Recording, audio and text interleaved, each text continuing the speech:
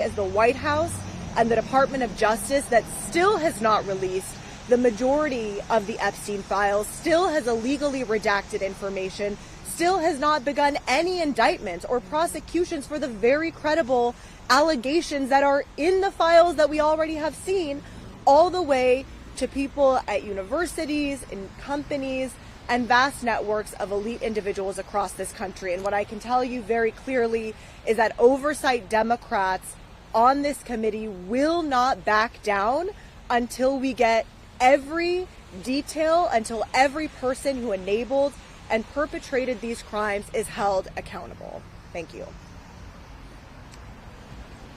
Hi everyone, Dave Menn, freshman member of Congress out of Orange County, California, and before getting into office, I was a law professor. I'm a graduate of Harvard Law School, and earlier in my career, I was an SEC enforcement attorney, so I've done quite a few of these types of depositions and witness interviews. And while I don't want to comment on an ongoing deposition, we're going to go back in there and ask more questions, I can basically say that he has basically alleged that he saw no evil, heard no evil, despite being in the room with Jeffrey Epstein over and over and over. And it's really just not credible. I realize he's an elderly gentleman, memories fade, but the reputation of Jeffrey Epstein is very clear. Everyone around Jeffrey Epstein knew exactly what he's up to.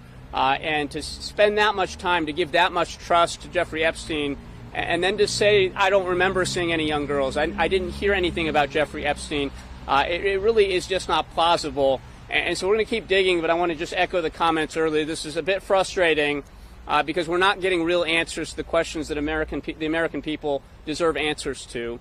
I also just want to give kudos to my colleagues behind me right here. Robert Garcia and the Democrats on the Oversight Committee have led the effort to try to expose this cover-up. What we've seen is foot dragging. We've seen, if you remember back to Pam Bondi saying that this was all a hoax and a cover-up, that there were no Epstein files.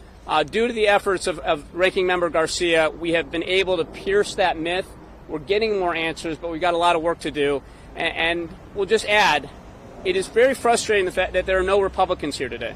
I wish there were Republicans, because sex trafficking should not be a D versus R issue. It should be a bipartisan issue. Everybody should be invested in finding the truth right now. And the fact that we've had so little cooperation from the Republicans on the House Oversight Committee, that the DOJ has actively tried to obstruct this investigation, that is shameful, and it will go down as a permanent mark on the records of people like Pam Bondi and Donald Trump. Now, I'll just close with this.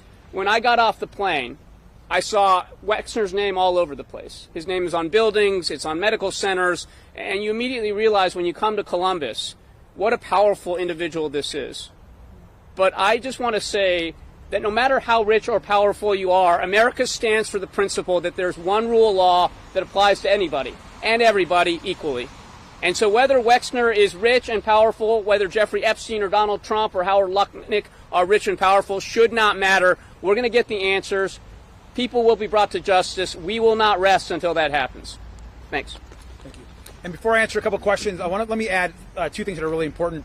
One is, it's been clear to us, at least the way Mr. Wexner has presented this, that he, according to him, has not been was questioned by the FBI or the DOJ about Mr. Epstein.